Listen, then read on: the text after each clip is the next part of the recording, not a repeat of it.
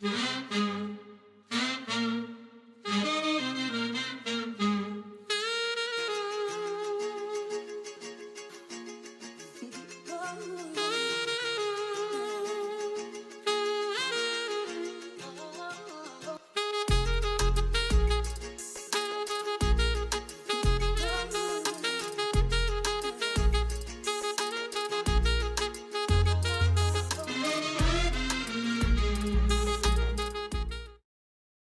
once again for another exciting video. Today I'm going to be interviewing this amazing lady who's doing business.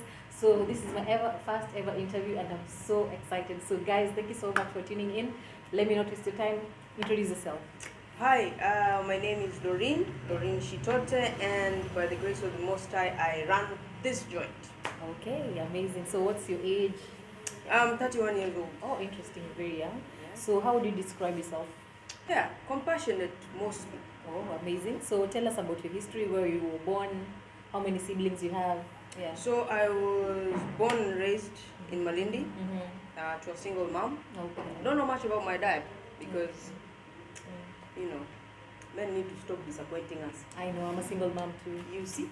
So yeah, I have no siblings. Yeah. Went to school here for a bit, up until class 5. Then I went to Nairobi, class 6 to 8. Then I came back. From 1, from 2, I went for an exchange program to the States. Then I came back from 3, Nairobi, college, university, Nairobi. Then I came back to Malindi. Okay, so how was the experience in the States, in the exchange program? How was it? Yeah. Well, of course, there was culture shock. Yeah. Because as much as we think we speak the English when we are here, our English there is not the English. So there's such things like that, and change of weather. You wanted to grow up as a kid. What did you envision yourself to be when you grew up? Honestly, yeah.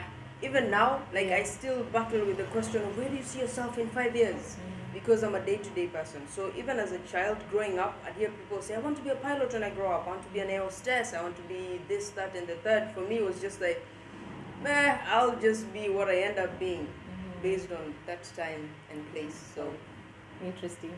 So what did you study in school and in maybe after you said you did your primary in Kenya, so after secondary, what did you study in college and where did you attend? I started out in college. I did animation, editing and animation. That's what I wanted to do. And then along the way, things happened, financial hitches here and there, so I had to switch to local major, like one that is most common within the country. And at that time it was communication, so it could be mass communication, applied communication, journalism. So I went for mass communication for my diploma, and then I pursued applied communication for my degree, and then I went no further.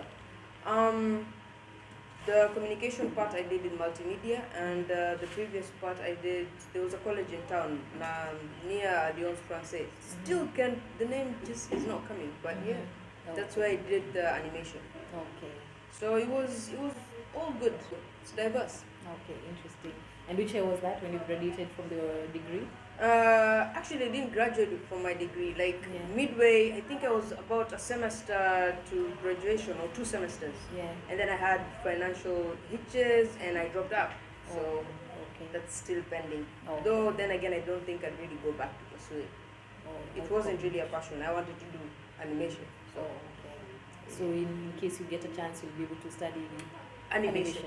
Yes. Okay, interesting. So after university or college, what jobs did you do and how was the experience? Did you get a job in communication in your field of study? Well, I guess I'd call it a job because it was that serious. Though in applying for it, I was going for internship, but they were hiring employees, so I had to sneak in there as an employee, but I was pursuing internship. I worked as a telecommunication salesperson and such. So I think that's the only time I worked along the areas of what I studied in terms of communication. Because after that I became a HR, and then I became a cashier, and then I became a chef, and then I went into carpentry. It's been quite a journey. Interesting. You should watch the movie Catch Me If You Can by Leonardo DiCaprio, exactly. You should watch that. It was interesting. I will. I'll look for it. Yeah, interesting. So now after doing all that, what led you to start your business, and which year was it? Was it because it was difficult for you to find something you're passionate about? Yes. Yeah. Yes, mostly the latter. So what led me to start my own business is because I found out that as much as I am social, in the workplace area, I don't like someone standing over me to do something. Micromanagement. Yes, micromanagement. Yeah.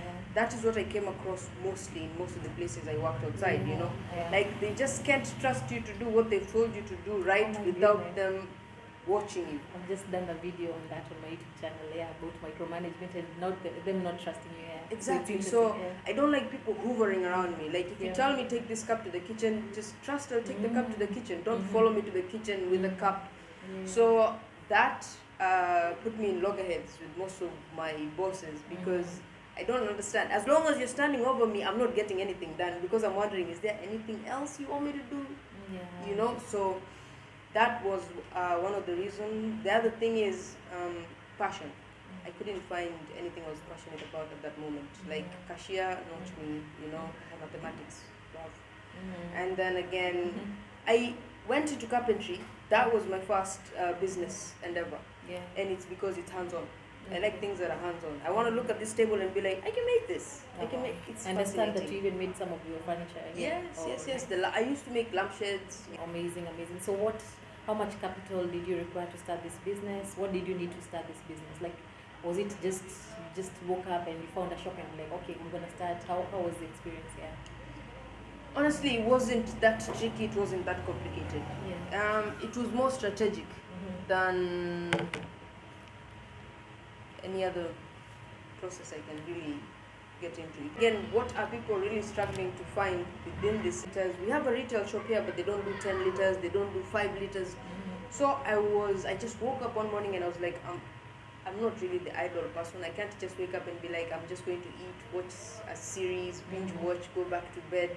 I feel like I age when I just sit there and not like fine wine, like like rotting like kind bad of. girl. Yeah.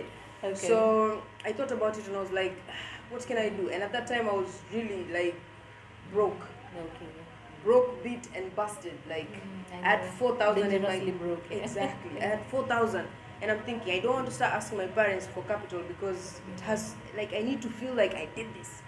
So I'm thinking, what can I do to get? So I thought about it and I was like, all right, I'm just going to talk to the caretaker. Just open the door, and then what will be will be. And that's just how it happened. I spoke to him and I was like, look, I have 4,000. I don't have water. Like, I don't even have the stock of water. I don't have furniture. I have nothing. And I need to do something. So the guy was like, all right, this is what we're going to do.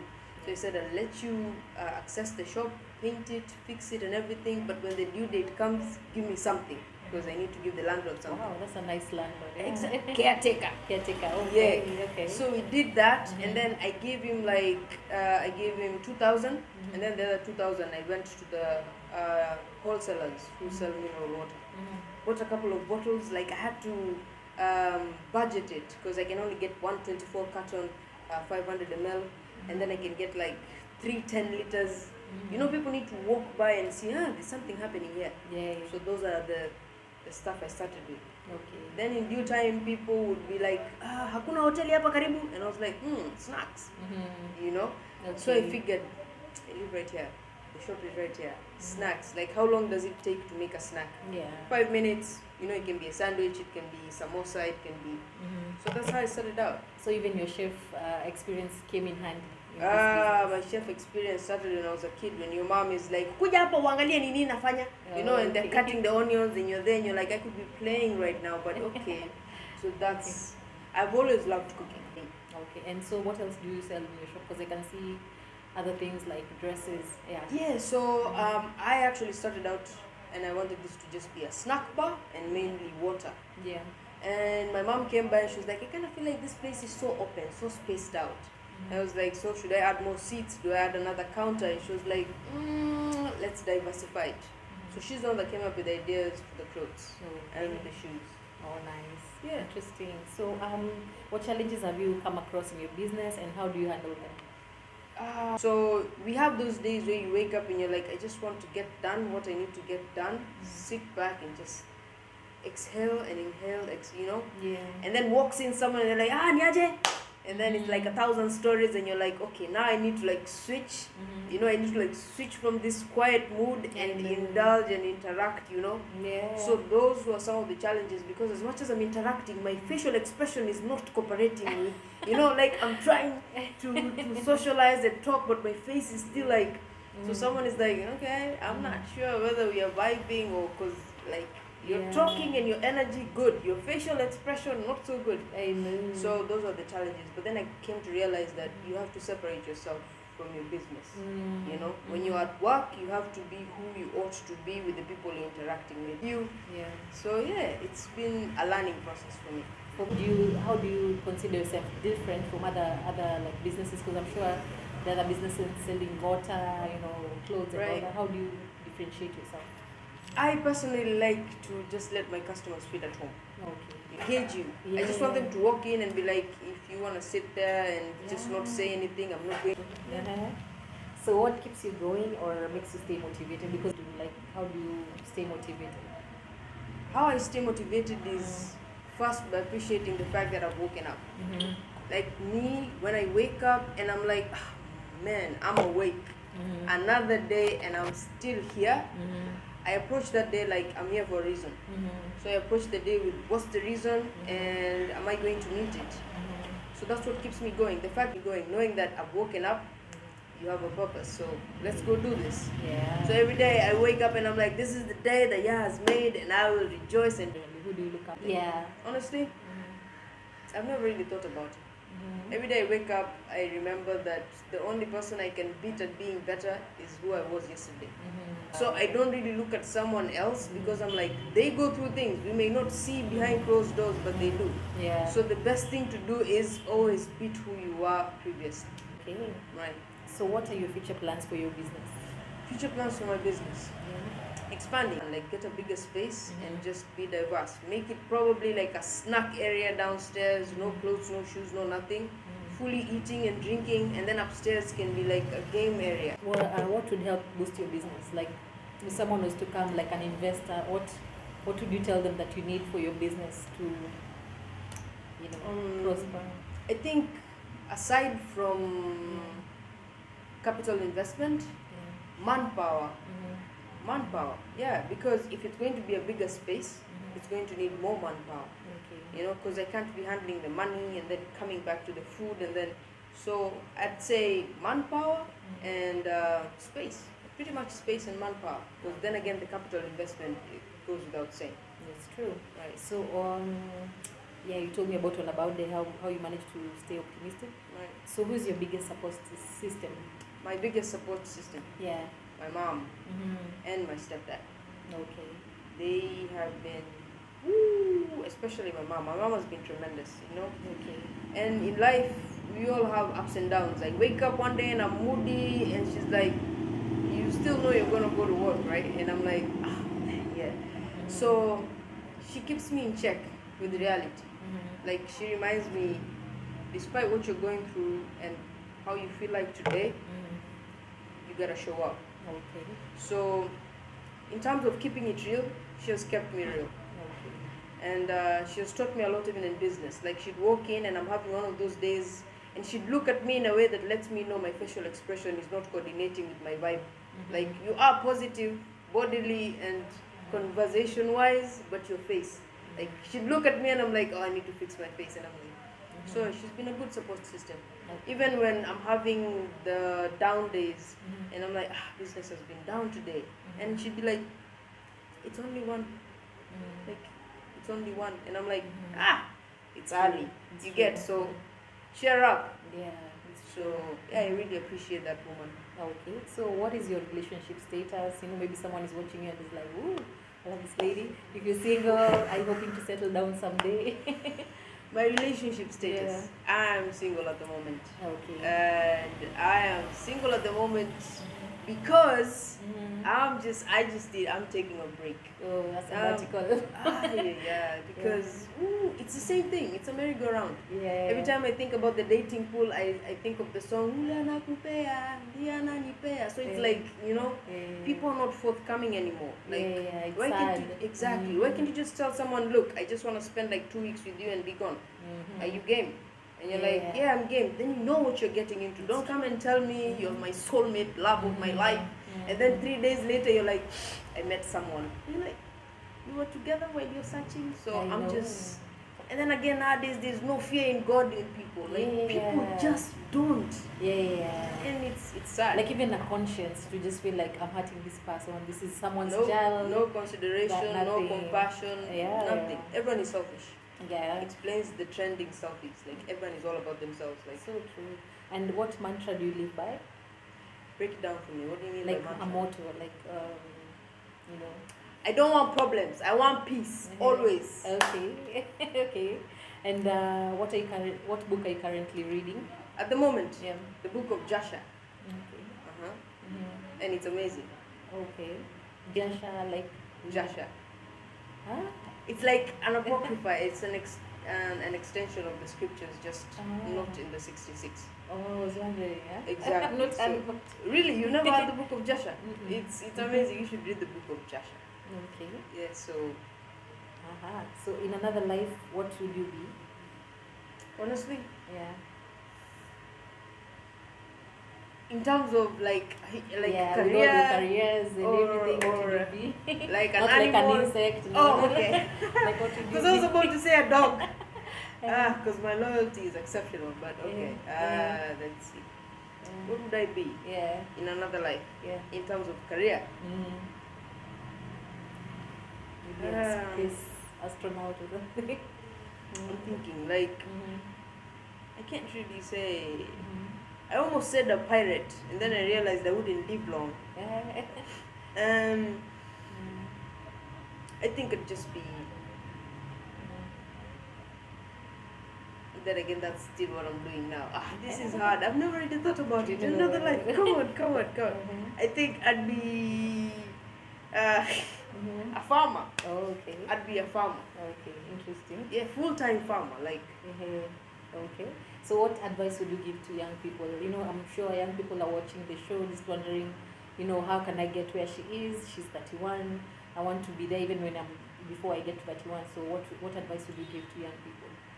What advice I'd give to young people is there's a reason as to why everyone has their own life. Like, just remember that we are all in a race. We didn't all start at the same starting point. We didn't start at the same time. We are not going to finish at the same time. We are not going to finish at the same point. So, like, go at your own pace. Keep going at what you're targeting.